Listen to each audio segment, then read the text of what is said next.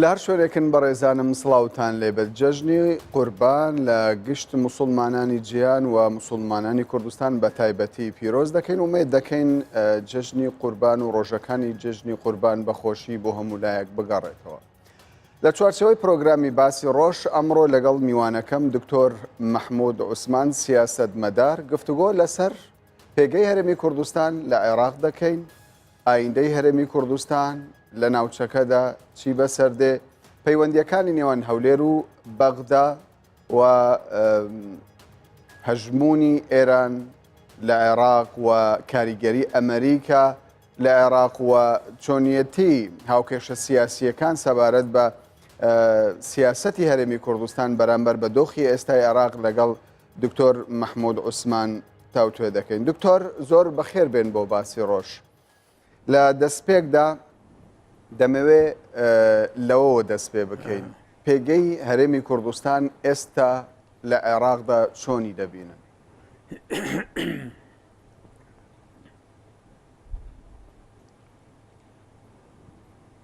پێشەکی سڵاو بۆ ئێوە و بۆ هەموو بینەرانی کوردستان 24 و جێژنی پیرۆزی قوربانیش لە هەموو لایەک پیرۆزەکەین، هەموو موسڵمانان لە کوردستان بە تایبەتی لە عێراق لە دنیا بەگشتی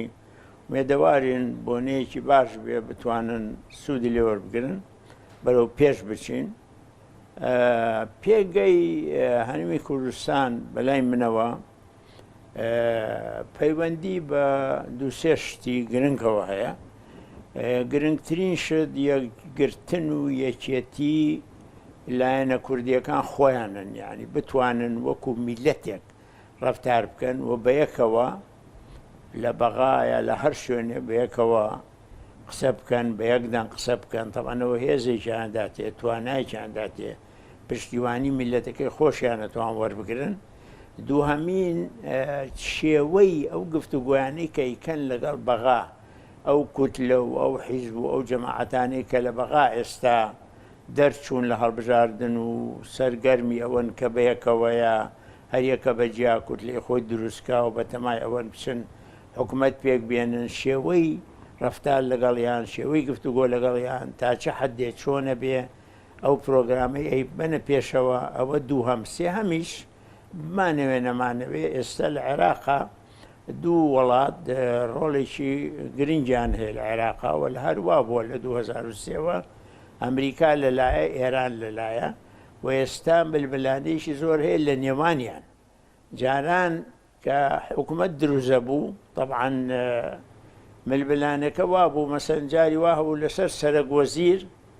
ئەمریکا و ئێران ڕێکەوتن، بەڵام ئێستا ئەوە نەماوە. ملبلانەیەکی زۆر هەیە لە نێوانیانە، لەبەرەوە ئەوەش کێشەیەکە تاسیل لە پێماکە و تاسیل لە هەڵویستی ئێمەژەکە ئایا لەگەڵ ئەم لابیە ئەو لایە شۆنێکی تربی ئاوایە. ئەم شتانە هەمووی تاسیریان هەیە ئەوی من بەڵێمیان. بەڵێ دکتۆر هەرچەندە خۆت باس لەوە کرد کە ینی عێراق بۆ خۆی بە دۆخێکی تایبەت تێدەپەڕێت، ئێران ئێستا بە دۆخێکی تایبەت تێدەپەڕێت، تورکیا بە دۆخێکی دیکە، بە شێوەک لە شێوەکان ئالۆزیەک هەیە. پرسیاری من ئەوەیە، ینی ئایندەی هەرێمی کوردستان چۆن دەبینی؟ هەرێمی کوردستان پێت وایە ئایندەیەکی گەشی لە بەردەمدایە یاخود بە پێچەوانەوە ئەو دۆخێکی ئێستا لە ناوچەکە لە ئارادایە مەترسیشی دروست کردووە لەسەر هەرێمی کوردستان؟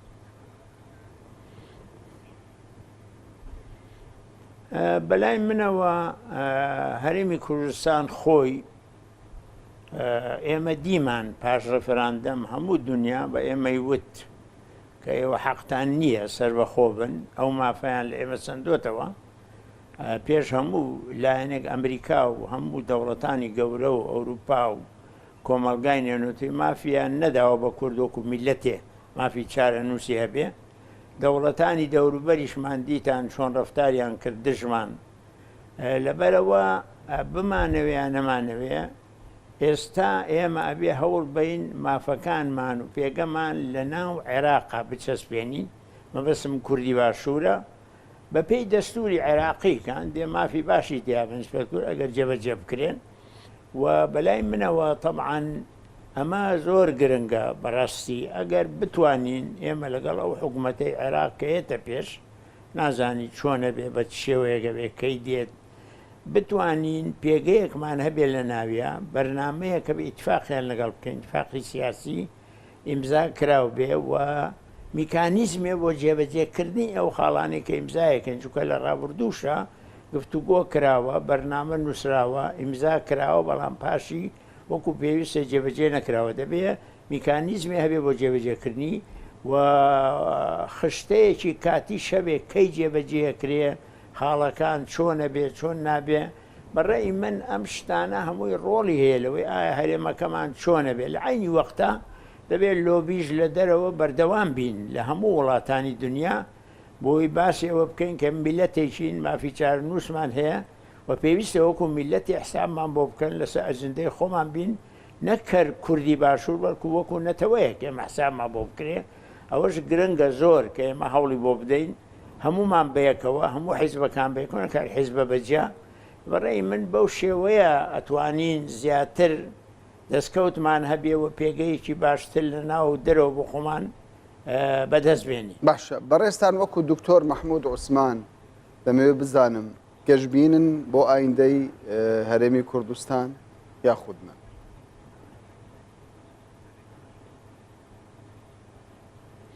ئەخۆ ئینسان دائیما گەشتبینە چونکە میلەتێک کە دیفاع لە مافی خۆی بکە و ئامادە بێ خوێن بڕێژێ بە مافی خۆی و تەحملی هەموو ناخۆشیێکی کرد بێ و نەیانتوانی بێ سەری پێ بنەوێن و بیشکێنن بێگومان گەشتبینی هەیە لەو بارەوە بەڵام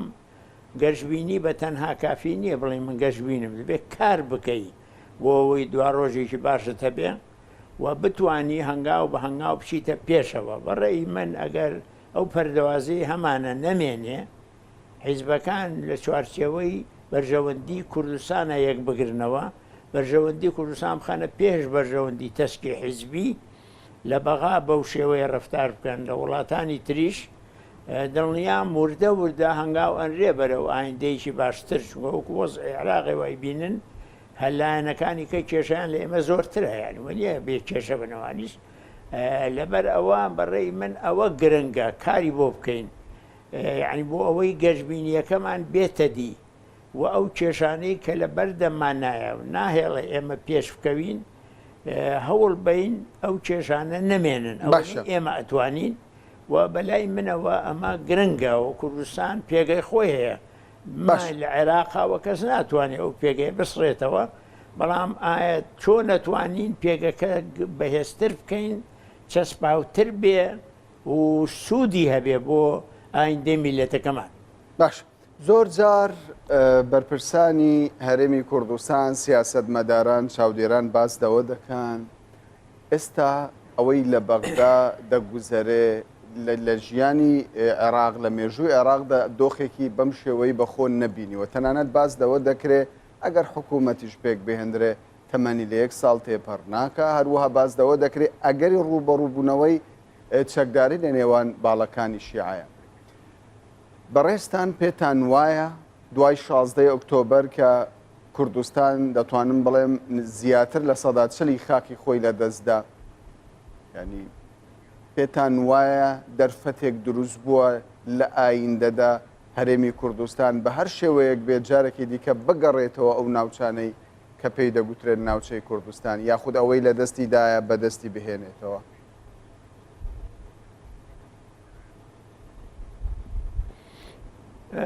ئێستا ڕاستە وەزی عێراق وەزعێکی خراپە بەڕاستی و لە 2023ەوە ئەگەر چاودێرێت تەماشای وەزی عێراق بکە بەرەو دواوە هاتووە بەرەو پێشەوە نەچووە لە 2023 وەزعی عێراق باشتر بوو لە ئێستا 2004 2005 6 وردە وردە بەرەو دواوە چووە و ئێستا ئەو هێزانەی کە کۆن یەکگرتوو بوون و توانیویانە بەیەکەوە لە مەجلیسی حوکم بن لە پەرلەمانەکان بنەوە بن ئێستاوان نییە طبعاً نەک تەنها بینی خۆیان ناکۆکن لە ناو هەر هێزی کشان ناکۆکیەیە هەرموو شیعەکانی جێسابینن بە ئاشکرا دوو لایەنن دژی یەکن و لایەنی سێهەمیش ئەو هەموو میلەتە لەسەر جادەیە دژی هەمویانە لەگەڵ هیچیان ڕێک نییە و ئەگە حکوومەتیش بێک بێنن ڕواناکەم بتوانانی کێشەی ئەو خەڵقە چارەسەر بکەن چونە عینیشە کێشەی هەیە ئێمە پەرتەوازیمان هەیە یان ڕاستە وەزی عێراق بەرەو دواوە چووە بەڵام ئێمە نابێ بە تەنها دڵمان بەوە خۆش بێ کە چونکە عێراق کێشەی هەیە و تورکیا کێشەی هەیە و ئێران کێشەیە معناوی تر وەز ئێمە باشە بێت چونکە ئەو کێشانە مانوێنەمان تاسیل ئێمەژەکە بە شێوەیەک لەبەرەوە بە لای منەوە من قەناعەتم وایە وەزعی عێراق بێگومانە بێ ئێمە سوود لەو کەم و کوڕیانە وەربگرین و ئەوانەی کە ئێستا لە عێراقا خەریکن ئەگەر لایەنێکیان حکوومەت دروستکە ئەو دوو لایەنەی کە پیانەڵێن هەریەکەوێ کوتلەی گەورە دروستکە ئەوە لایەنەکەی کە دەبێتە دوژمنی نەک معارەزە چووکە لە عێراقا دیموقراتیەت نییە معارەزە بە معنای معارەزە نییە ئەوی دەسەڵاتی هەیە ئەوەی کە ئەبێتە ئۆپۆزیسیۆن دژی ئەوە بێ ئەم دژی ئەوە بێ دژی یەکترە بن یعنی وە نییە بڵێ بربەرەکانیەکی تەندروستە بێ لەبەرەوە کێشەیە ئەگەر هەمووشیان بەیەکەوە هەوڵ بن حکوومەتێ دروستکەن وەکو تا ئێستا لە عێراقا بووە ئەوەش کێشەی تایە چونکە ئەو وەختە چاودێری نامێنێ دژایەتی حکوومەت نامێنێ ئۆپۆزیسیۆن نامێنێ سیستەمێکی پەرلەمانی دروست ناچەسپێ لەبەرەوە لە هەردوو حاڵەتەکە کێشەی ئەبێ عێراق بەڵام ئێمە گرنگ ئەوەی خۆمان هاوکار بین و بتوانین بە شێوەیە ڕەفتار بکەین لە بەغا لەگەڵ هەموو لایەنەکان پەیوەندی بکەین ئەم لایە ئەو لایە هەر شتێ بزانین باشترین شت بۆ ئێمە چیە بەدەستی بێنین چ لایەنێ زیاتر لە ئێمە هاتە پێشێ مافەکانی ئێمەی پەسەند کرد و توانی کەوا زیاتر نزیک بێتەوە لێمان ئەو ئێمەژە بێت لەو نزیک بینەوە ینی پێوەری ئێمە ئەبێ بەرژەوەندی نەتەوەی خۆمان بێ نەک هین و هەوڵیش بدەین نەچینە زێر فشاری ئەم دەوڵەت و ئەو دەوڵەت شتێ بکەین کە لە پاشە لی پەشیمان بینەوە و ئەو تەجروبانەی لە عێراقیشا ئێمە دیومانە تا ئێستا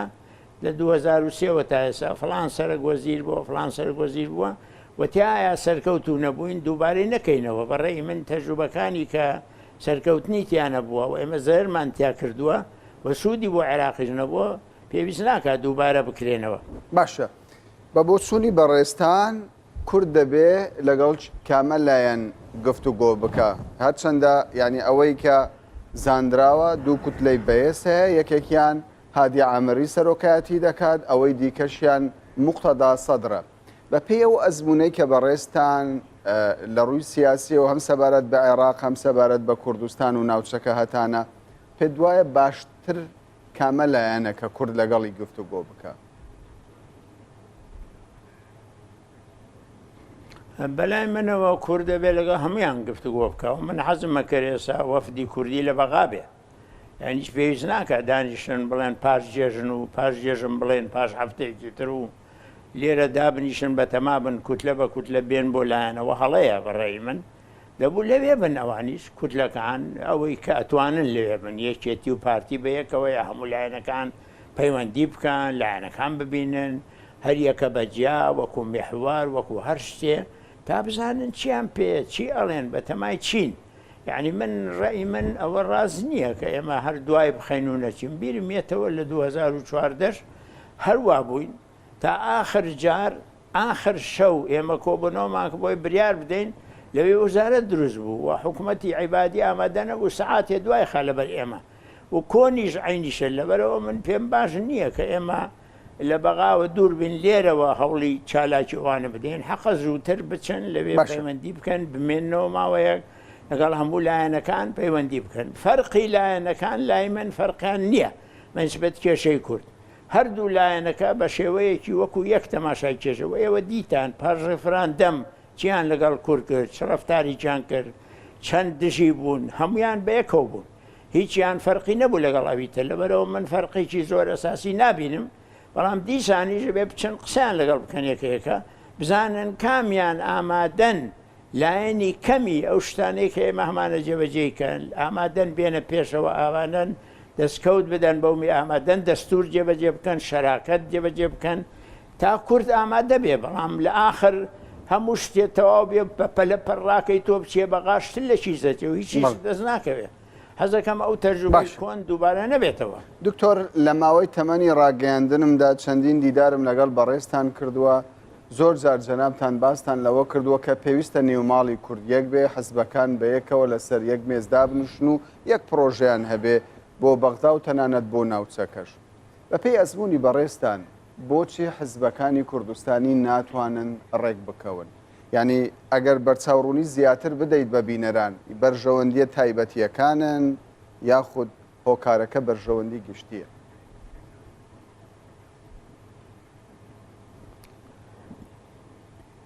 بەلای منەوە منەبینم وەکو چاودێرێک وەکو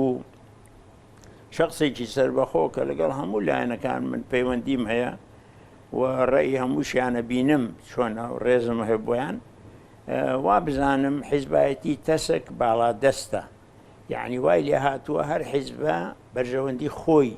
لا زۆر گرنگە و دژی یەکەن بەرژەوەندی کوردستان و میلەتەکە بۆ چۆتە دواوە کەمترە لە بەرژەوەندی حیزبی. ئەوە زەرەیەکی زۆری لە ئێمە داوین، ئەوە براکوژی بۆ ئێمە دروست کردووە پێش ئێستا، کێشەی زۆری بۆ ئێمە دروست کردووە. لەبەرەوە بەڕێی من ئەوە کێشەیەکی گەورەیە. ئەگەر نەتوانن سەرف بکەون بەسەر ئەوە و بەرژەوەندی میلەتەکە و بەرژەوەندی هاوڵاتیانی کوردستان نەخەنە پێش بەرژەوەندی حیزبی، ناتوانن لێک نزیک بنەوە، ناتوان لەگەڵ یەک نەرم بن، ناتوانن تەنازول بۆ یەکتر بکەن. بەڕێی من حەق ئەوە بکەن. ئێستا مەسەلەن جۆمان لێ بێ ئەڵێ ئێمە دەرگامان کراوەیە کێ دێت، ێ باشە تۆ بڕۆ ئللا ئەبێ دەرگای تۆ کراوە بێ خەڵق بێ بۆلات مەسەلەن. یاخود ئێستا 4 حیزب و 5 حیزبەکەی کە ئۆپۆزیسیۆنن دەڵێن ئامادەین لەگەڵ یەشێتی و پارتی بیان بینین چکە کۆنیان و نایان بینین، باشە یەکێتی و پارتی باوەف دێ دروست کەم بچن بۆ لایەن، شەرنی ئەوان بێن بۆ ئێرە یا بچن ئەوێ، یعنی حتا لەسەر شوێنەکە کێ بچێ بۆ لای کێ زۆر کۆسپیان تێخستووە، زۆر زەحمەتیان خستووە و ئەمەش هەمووی زەرەر لە میلەتەکە ئەدا. بەڕێی من شتی تایبەتی تایە بەڵێ و بەرژەوەندی گشتی نییە ئەوەی کاکرێ، بەعکسەوە زەرەر لە بەرژەوەندی گشتیەدا. زۆر باشە. بە بۆچووری جەنابتان ئەو شاندەی کە دەچێتە بەغدا لە داهاتوودا کە ئەگەری زۆرە 4 لایەنەکە لەگەڵ یەکێتی و پارتی ڕێک نەکەون، چونکە ینی زۆربەی دەرەنجامەکان ئەوە دەردەخەن. گرنگترین خاڵ کە کورد دەبێت لە داهاتوودا پێگیری لەسەر بکات دووپاتی لەسەر بکاتەوە بە بۆچوونی بەڕێستان دەبێت چی بێ؟ دەبێت کورد لەسەر چی تەکید بکاتەوە زێدەتر؟ گرنگترین خاڵ ئێمە هەمیشە وتومانە یەکەمین سنووری هەرێمی کوردستان کامەیە، یعنی ئەکاتە مادەی 140 ڕاپرسی لەسەر مادەی 140 بۆ ئەوەی معلوم بێ سنووری کۆچکە سنووری ئەمەیان هێناوەتە پردێ و لەو لاشەو لە چەمچەماڵە عینی وەکو گەڕانویانی تۆ بۆ ساڵی 91 کە سەدام و حکوومەتەکەی کشانەوە لە کوردستان، ئەمریکا و حکوومەتی عێراق اتفاقیان کرد بۆ خاڵی چەمچەماڵ و ئەم پردێ و ئەمانەیان کرد بە حدود بۆ ئێمە وەختی خۆی. ئێستا گەڕامینەوە سەر ئەوە و گومرجیشیان بۆ داناین بۆی تێمان بگەێنم بڵێ ئەمە سنووری تۆیە. بەڕێی من یەکەمین خاڵ و گرنگترین خاڵ و لە هەموو خاڵێک گرنگتر ئەوەیە کە مادەی 140 کە 15 ساڵە ئەم مادەیە هەیە پێشەوە 58 بوو جێبەجێ بکرێ بە شێوەیە کە سنوورەکەمان دیار بێ و ئەو شتانەی کە لە منتیقەی 140 کرا پاش 16 ئۆکتۆبەر بگۆڕێ ئیدارەی مشتەرەکە بێ بە پێی دەستور پێویستە ئیدارەی مشتەرەکە بێ کورد و غەیری کورد لەوێ بن و 140 جێبەجێ بکرێ. دووەمین مەسەلەی پێشمەرگە و مافەکانی پێشمەرگە و مستەحقاتی پێشمەرگە وەکو هێزێکی گرنگی عێراقی کە ئیسبات بوو باشترین بەرەنگاری کرد لە داعش و لە هەموو دوژمنەکان، لەبەرەوە ئەوەش زۆر گرنگە. اینجا ئاوی تیژەمێتەوە مەسایلی ئابووری و نەوت و غاز و چۆن بەکاریە و بە چ شێوەیە و مەسائلی ئیداری و بوجە و موچە و ئەم شتانە هەمووی هەن. پێویستە گرنگترین خاڵ ئەوەیە کە ئێمە بڵێ ئەم ناوچەیە هەیە، بەڵام ئایا ئێمە سنووری هەرێمی کوردستان چۆیە؟ سنووری هەرێمی کوردستان دەستور جێبەجێکرێ و ئێمە شەریکین لە حکمیان ناو ئەبین بە شەریک. ئەم شتانە گرنگن بەڕاستی و بەلای منەوە نابێ بەلای پلە و پۆستا بڕۆین و ئەم شتانەمان لەبیر بچێ، چکە ئیسبات بوو ئێمە پۆستمان وەرگرتووە سەرۆک کۆماری ئێمە بووە، سەرۆکی ئەرکانی ئێمە بووە، چیان کردووە؟ نەفدەسەڵاتیانە بۆ هیچیان پێکراوە. لەبەرەوە بەڕێی من پۆزمۆیم نییە، پێویستە ئەم شتانە ساخ کرێتەوە لەگە ئەو لایەنانە و لەگەڵ ئەمریکا و لەگەڵ ئێران و ئەوانەی کە ڕۆڵیان هەیە لە عێراقا. زۆر باشە. تۆ باست لە دوو وڵاتی گرنگ کرد، هەردوو وڵاتیش گرنگن لە ناوچەکەدا بە تایبەت لە عێراق و بۆ هەرێمی کوردستانیش. بە بۆچوونی بەڕێستان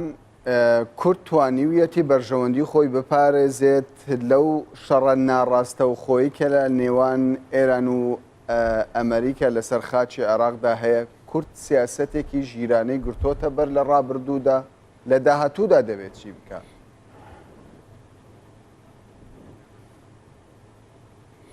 یعنی کورد ئەوەنەی پێی کرابێ لای منەوەیە تەمان کەم و کوڕیش هەبووە، بەس هەوڵی داوە بەڵەنسێ لەو بەینا ڕاگرێت، چونکە بێوێ نەیەوێ پێویستی بە وڵاتەکان ناوچەکە هەیە، ئەو کاری و سنووری لەگەڵیانە ناتوانانی لی دەربازبی و پێویستی بە ئەمریکاش هەیە و لایەنی ئەوروپا و ئەو جیهاتانەی کرد کە ڕۆڵیان هەیە لە عێراقا پاش ڕوخانی ڕژێمی سەدام. هەوڵی بەلەنس درراوە، بەڵام ڕۆژ بە ڕۆژ ئەو هەوڵە کەمترە بێتەوە، زەحمەتترە بێ، چونکە ئەو تونند و تیژەی ئێستا لە بینی ئێران و ئەمریکا دروست بووە، ڕاگررتنی بەلەنس لە بینیان لەو وەسەتا ئاسان نییە، ئللا ئەگەر کورد هەموو یەک بن، یەک دەنگ بن بەیەکەوە ڕەنگە بتوانن جۆرە بەڵەنسێ ڕابگرن، پێویستی شەڕایگرن، چونکە تۆ پێویستی بە هەردوو لایەنەکایە، ناتوانانی خۆت بە لایەنێکە ساخکەیتەوە و دوولایەنەکەش شەڕ هەیە لە بینیان، دژی یەکەن بە شێوەیەکە کە هەر لایەنە داوا لێکا کە تۆ ئەبێ لەگەڵ ئەو بی کە لەگەڵ ئەویش میمەعنا دژی ئەوی تری. کێشەیەکی زۆرمان بۆ دروستە بێ لەو بارەیەوە، لەبەرەوە بەڕێی منە بێ هەوڵ بدرێ، ئەوەنەی پێمانەکرێ زۆر بە وردی ئەو مۆزوعا کۆڵی نوێ لەسەر بکرێ و هەوڵ بدەین جۆرە بەڵەنسێکە بێ لەو بەینا و هەڵویستیشمان حسابی ئەو بەڵەنسە بکە بۆ ئەوەی نەبینە دوژمنی لایەک و لەسەر حسابی ململانێ لەگەڵ لایشتر. باشە، ماوەیەکی زۆرە خۆپێشاندان لە باشوور و ناوەڕاستی عێراق بەردەوامە دکتۆر، و تەنانەت وەکو پێشتریش ئاماژەم پێدا مەترسی ئەوە هەیە جەنگی ناوخۆ لە عێراق دروست بێت لە کاتێکدا ئەگەر سەرکەوتوو نەبنووە بەرژەوەندیەکانی ئەمریکا و ئێرانیش لەسەر حکوومەتی داهاتووی عێراق یەک نەگرێتەوە. بە بۆچوونی بەڕێستان ئەگەری هەڵوەشانەوەی دەوڵەتی عێراق نزیک بۆتەوە یاخود شتێکی مەحاڵە؟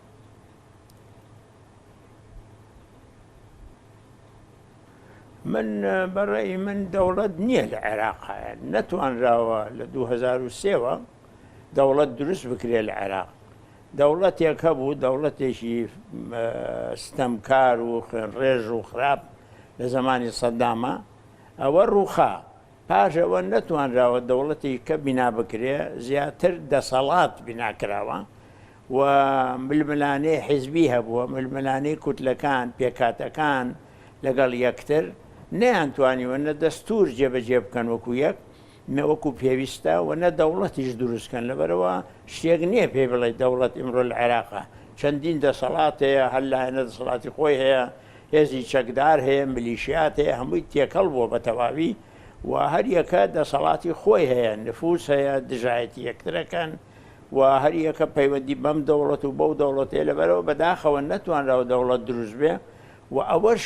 کێشەیەکە بۆ ئێمە کە نەتوانراوە، چونکە کە تۆ دەوڵەتن نەبوو زۆر شت هەیە ئەکرێ ئەیتر بە شێوەیە کێ دەسەڵاتی هەبوو، کێ هێزی هەبوو، کێ پارەی زیاتر بۆ توانێ بازێ شت بکە. لەبەرەوە من قەنەعەتم وایە ئەوە گرنگە ئەگەر بێت و دەستور جێبەجێ بکرێ وەکو نووسراوە تەبعاً و لە عینی وەقتی شا بەرژەوەندی وڵاتەکە بخرێتە پێش بەرژەوەندی تایبەتیەوە، وردە وردە بێ هەنگاو بنێن بە دروستکردنی دەوڵەت، دەوڵەتێ بچەسپێ و دەستوریش جێبەجێ بکرێ و حکمی یاسا هەبێ، نەک بەم شێوەیە کە ئێستا هەیە وەکو ئەبینن. باش، زۆر لاوازی یەکجار زۆرە لە عێراق و زیاتریشە بێیان. زۆر باشە دکتۆر، دوا پرسیارم ئەوەیە سەبارەت بە هەڵبژاردننی پەرلەمانی کوردستانە، ئەو دۆخی کە ئێستا عێراق پێیدا دەگوزەرێ و هەرێمی کوردستانیش پێیدا تێپەڕ دەبێ بە بۆچوونی بەڕێستان هەڵبژاردن لە 30 ئەیلول پێگەی هەرێمی کوردستان بەهێز دەکا ئەگەر ئەنجام درێیان دوا بخرێ.